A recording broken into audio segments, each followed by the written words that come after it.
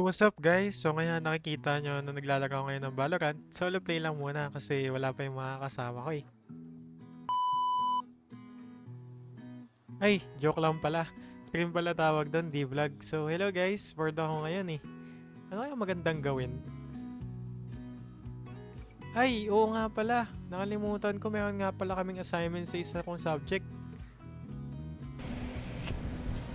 Hi guys, magandang araw. Ako nga po pala si Michael Luis Angelo H. Malyari from BSN2J and welcome sa isa na namang Health Tips Vlog. So ngayon, ang pag-uusapan natin is about, syempre, importance ng pagsuot ng face mask at kung syempre, paano ito suot ng tama.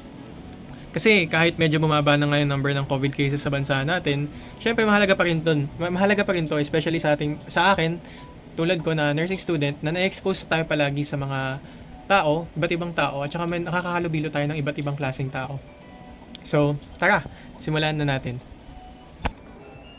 Bago pa muna tayo magsimula sa gagawin nating vlog ngayong araw, alam nyo ba kung bakit mahalaga ang pagsuot ng face mask? Ang face mask ay isang simple pero epektibong paraan para maiwasan ang pagkalat ng mga virus tulad ng COVID-19, influenza, at iba pang respiratory infections.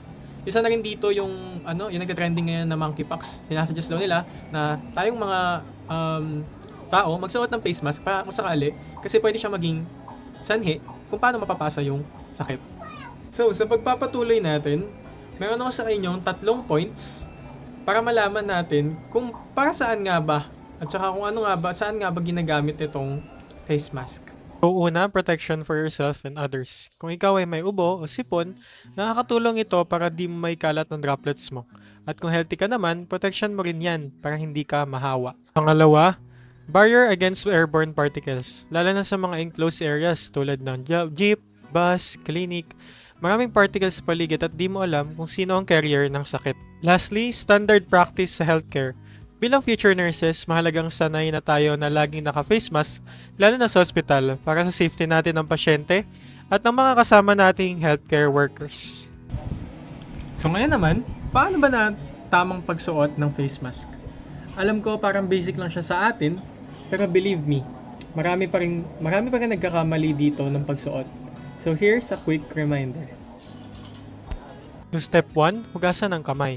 Before and after magsuot ng mask, dapat maghugas ng kamay o kaya naman gumamit ng alcohol. Pangalawa, check the mask. Make sure malinis at walang sira ang mask. Kung disposable, wag nang i-reuse. Kung cloth mask naman ang gamit, dapat regular itong hinuhugasan. So number 3, identify the correct side. Usually, yung colored side ang dapat nakaharap sa labas at white sa loob, tapos yung wire part dapat nasa ilong. Katulad na lang din ang pinapakita ko sa video kung ano yung tamang way ng pagsuot ng face mask. So number 4, fit it properly. Ilagay ang ear loop sa magkabilang tenga. I-press ang nose wire para sumunod sa hugis ng ilong at siguraduhin na cover ang ilong, bibig hanggang baba. Hindi lang basta sa baba or naka-chin mask ha. Katulad nito ang pinapakita ko sa video.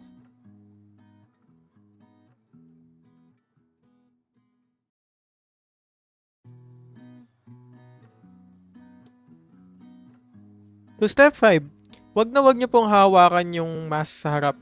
Kapag suot mo na, iwasang hawakan ng harap ng mask. Kung kailangan tanggalin, hawakan ng ear loops. Katulad nitong pinapakita ko sa video.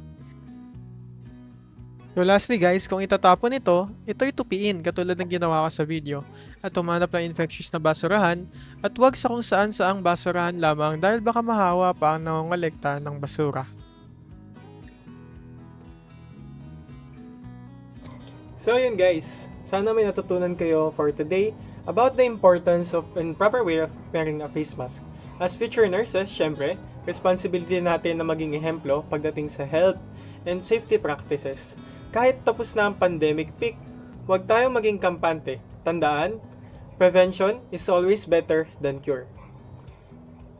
So ayan guys, if you found this helpful, don't forget to like, comment, and share this video sa mga kaibigan at kapamilya nyo.